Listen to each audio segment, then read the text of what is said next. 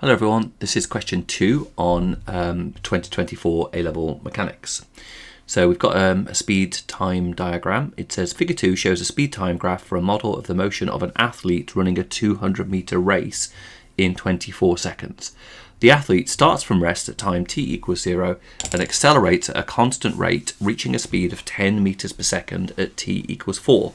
Then moves at a constant speed of 10 meters per second from t equals 4 to t equals 18. Then decelerates at a constant rate from t is equal to 18 to t is equal to 24, crossing the finishing line with a speed of u.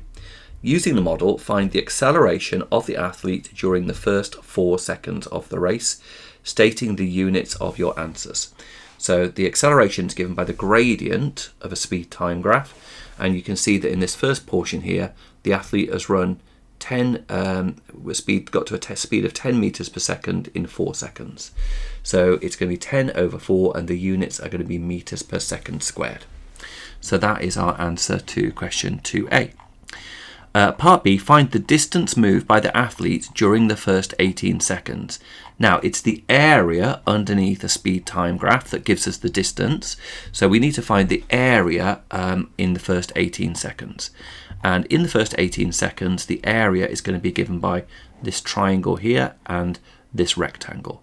So we need to find the area of the triangle and the rectangle. That we know all the information to do that. The height of this triangle is 10.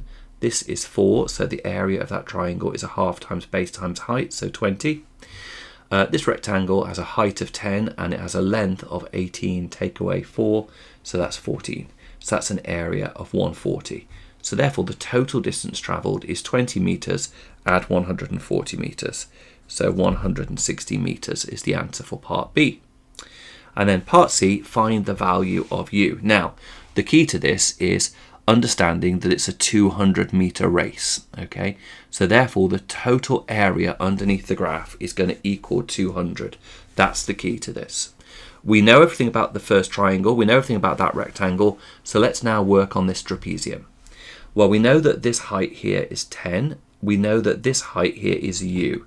So that side is u and that side is 10, and we know the distance between the two of them is going to be given by 24 take away 18. So we can put that in.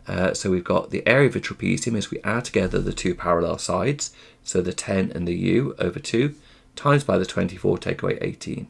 Now you'll notice that the only unknown in this whole equation is u. So we've got 160, which has come from the 20 add 140, is equal to 10 add u divided by 2 times by 6 is equal to 200. Now all I've done from here is I have what have I done? I've taken off 160 off both sides to get 40, and then I have divided by 6 and times by 2. So 10 add u is equal to this, and then finally the last thing we need to do is just subtract 10, and that gives us that u is equal to 10 over 3 meters per second. So the value of u is 10 over 3 meters per second, and that is question 2 done on this paper.